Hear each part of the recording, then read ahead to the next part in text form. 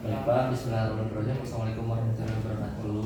Perkenalkan saya Dr. Imam dan yang bertugas pada hari ini ya Pak. Boleh tahu dengan Bapak siapa? Bentar Pak, saya sambil mencatat ya. Bapak Rory. Untuk usianya Pak? Usianya 23 tahun. 23 tahun ya Pak. Laki-laki ya Pak. Untuk alamatnya? Jalan Kenari. Jalan Kenari. Untuk pekerjaannya apa ya Pak sekarang? Sekarang saya buruh tambang. Oh, Pak.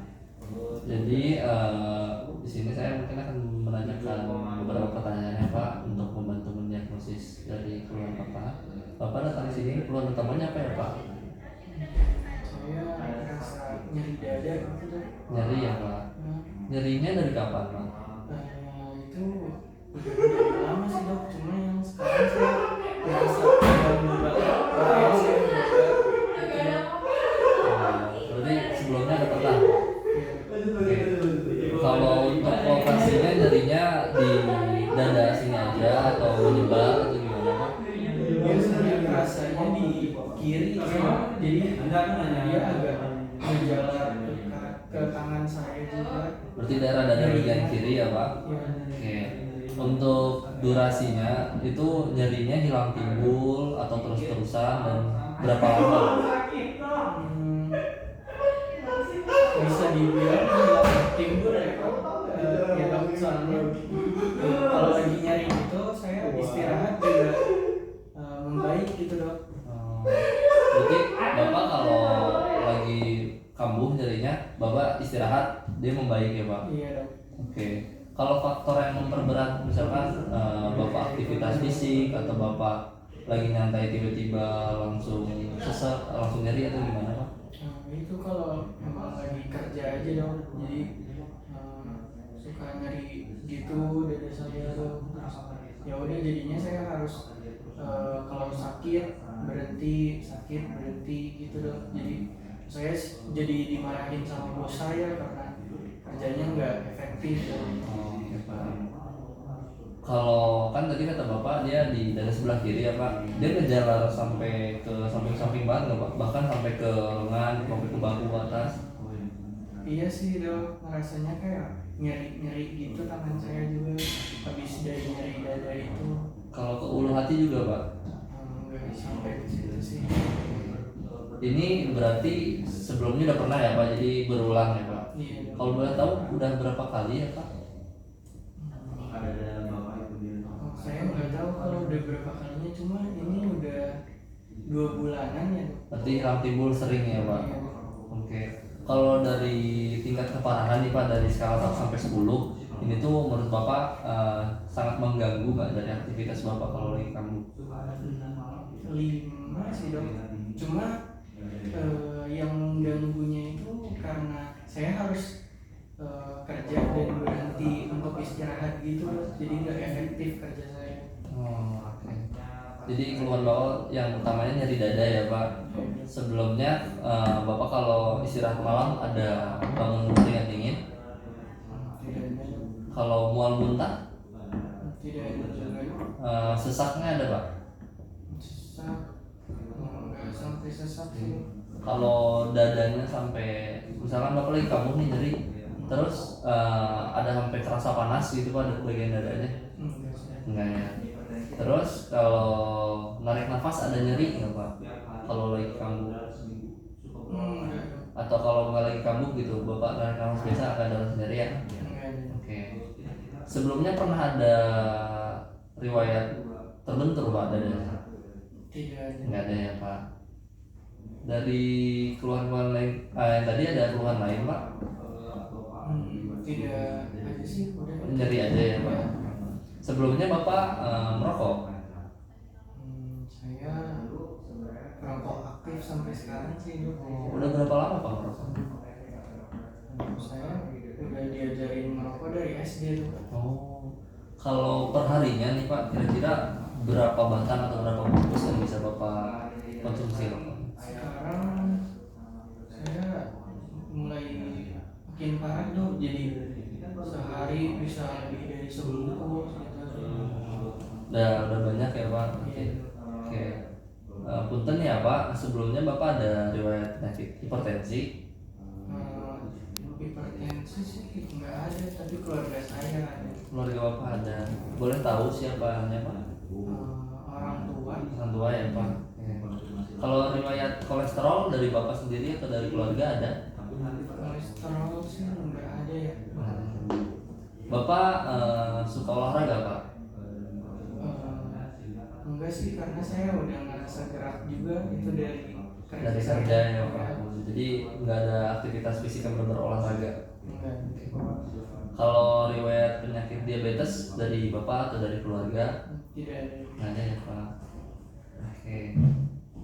Ada Bapak pernah ada riwayat penyakit sebelumnya Pak? Entah itu obesitas atau GERD atau gagal ginjal?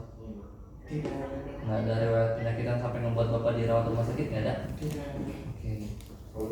Kalau dari keluarga Bapak sendiri ada yang punten ya Pak, maaf, ada yang meninggal nggak ya Pak?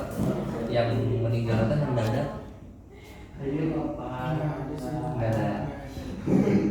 Sebelumnya Bapak pernah berobat dari keluhan Bapak ini? Ada sih, saya dikasih obat sama dari kantor, dikasih paracetamol, itu doang sih. Oh, jadi Bapak kalau nyeri Bapak minum paracetamol. Ya, Tapi setelah Bapak minum keluhannya berkurang. nggak terlalu sih. Lebih berkurangnya saat istirahat aja, itu cuma biar tenang aja kayaknya. Pak. Baik Pak, dari hasil anamnesis yang tadi kemungkinan Bapak ini angina pektoris ya Pak. Jadi dari dada di Bapak, ada di dada di Bapak. Tapi untuk menegakkan diagnosisnya kita akan melakukan pemeriksaan fisik ya Pak, dan mungkin pemeriksaan penunjang jika dibutuhkan. Jadi nanti untuk pemeriksaan fisik akan dilakukan di meja pemeriksaan. Nanti saya akan mengecek dari leher hingga ke bagian dada Bapak. Mungkin akan terasa kurang nyaman ya Pak karena akan terekspos. Tapi saya akan meminimalisir ketidaknyamanan Bapak. Apakah Bapak bersedia? Oke. Sebelumnya ada yang ingin Bapak tanyakan? Tidak ada. Oke. Baik Bapak, mungkin Bapak dipersilakan. Saya persilakan Bapak meja pemeriksaan. Baik, pertama-tama kita posisikan pasien dengan posisi berbaring dengan sudut sekitar 30 derajat atau satu bantal. Kemudian, punten Pak, saya izin cuci tangan terlebih dahulu ya. Jadi saya akan mencuci tangan dengan memakai WR terlebih dahulu.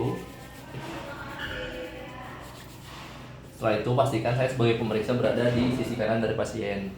Pertama-tama kita nilai dari kesadaran pasien, kita lihat apakah pasiennya kompos mentis, somnolen, sopor, atau koma.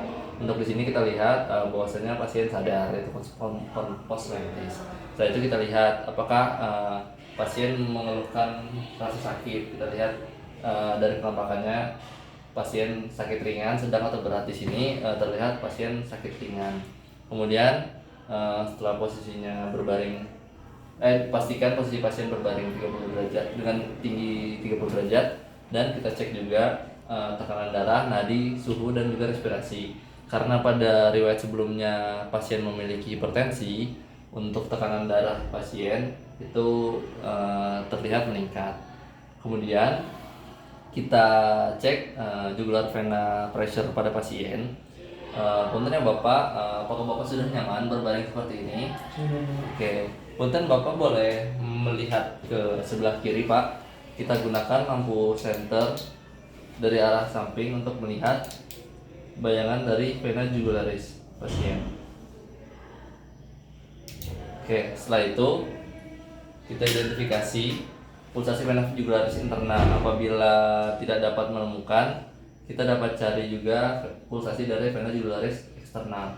Setelah itu kita tentukan titik pulsasinya, pulsasi yang tertinggi di vena jugularis kanan.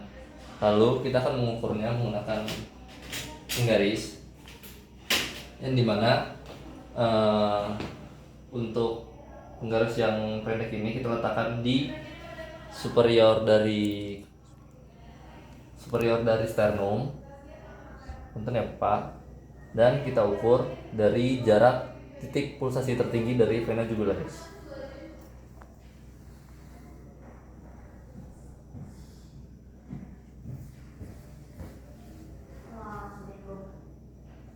Oke, untuk jaraknya itu sekitar 5 ditambah 4 cm H2O ya Pak. Kalau JPP tidak terlihat atau nilai normal dikonfirmasi dan nilai normal dapat dikonfirmasi dengan pemeriksaan hepatojugular reflux. Oke, selanjutnya kita akan melakukan pemeriksaan denyut nadi dari pasien, yaitu dari nadi karotis dan juga brachialis. Pertama-tama, setelah pasien berbaring dengan sudut 30 derajat, punten ya Pak, mungkin Bapak akan merasa kurang nyaman. Punten ya Pak. Kita cek, kita letakkan jari telunjuk dan jari tengah tangan kanan kita di bagian nadi karotis yang sebelah kiri. Selama kita palpasi, kita rasakan amplitudo dan ada tidaknya getaran. Setelah itu kita cek juga yang kiri, betul Pak.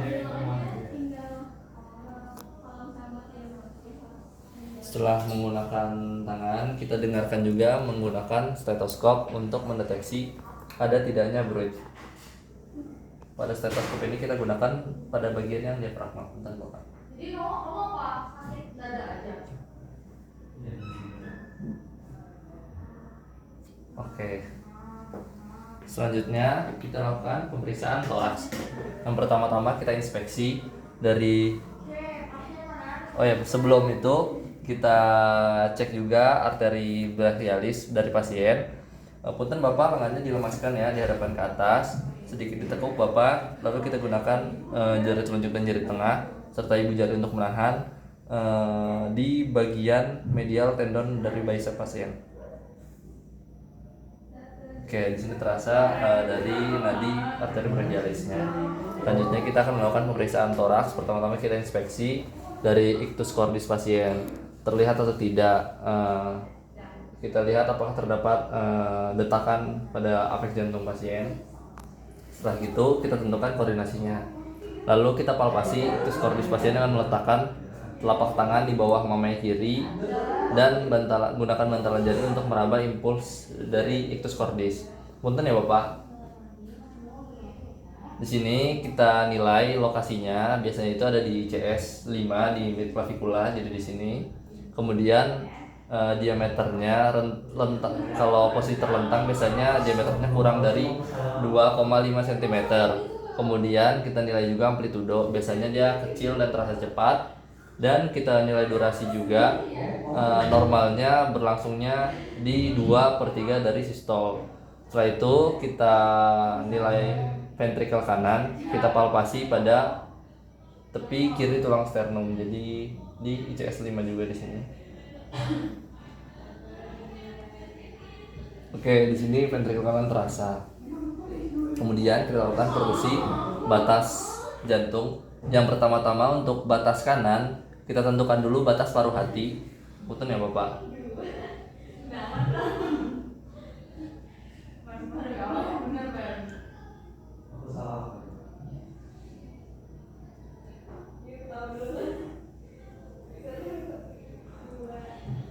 Bapak boleh tarik nafasnya Pak. Oke, boleh dibuang lagi nafasnya. Kemudian setelah kita menemukan batas paruh hatinya, kita naik satu ICS dan kita perkusi ke medial sampai ditemukan sonor, kemudian jadi redup. Kan ya Pak?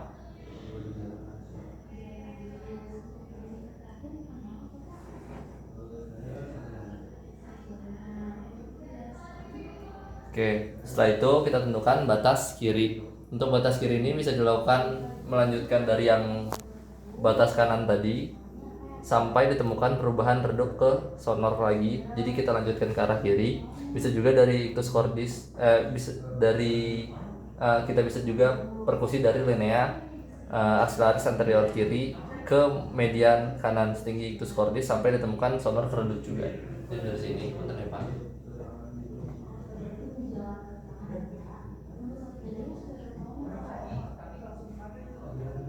Di sini. Oke, setelah itu kita periksa juga batas superior atau atas, yaitu kita perkusi sepanjang linea dari parasternal kiri sampai ditemukan perubahan dari sonor ke redup. Punten ya Pak.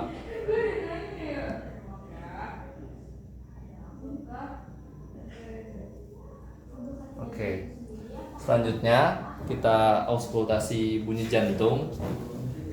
Untuk auskultasi bunyi jantung ini ada 4 katup yang kita nilai, yaitu katup aorta, pulmonal, trikuspid, dan mitral. Untuk katup aorta itu di ICS 2 di linea parasternal kanan. Punten ya Pak. Habis itu kita nilai juga di ICS 2 di parasternal kiri, yaitu untuk katup pulmonal. Setelah itu kita nilai di ICS 3 sampai 4 di lineal kiri dari parasternal, itu untuk katup trikuspid. Dan di ICS yang sama tapi di bagian lateral, lebih ke lateral, itu untuk katup mitral. Di sini kita nilai biasanya normalnya bunyi jantung pertama itu lebih dalam dan lebih panjang dibandingkan bunyi jantung kedua. Dan kita nilai juga apakah terdapat murmur atau kelainan bunyi jantung lainnya. Setelah itu kita periksa juga ekstremitas pasien, apakah terdapat edem pada ujung-ujung ekstremitas seperti jari-jari tangan dan juga kaki. Kita lihat apakah terdapat edema atau kelabik pinjer. Untuk pasien tidak dapati hal tersebut.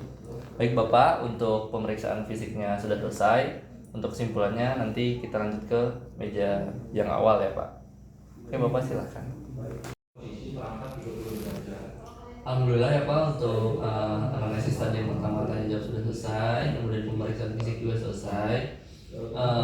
Diagnosis awalnya itu Bapak mengingat faktoris ya Pak, akan tetapi kita masih membutuhkan pemeriksaan lebih lanjut. Jadi nanti akan dilakukan pemeriksaan penunjang. Untuk sekarang sudah selesai ya Pak. Sekian dari saya. Alhamdulillah. Assalamualaikum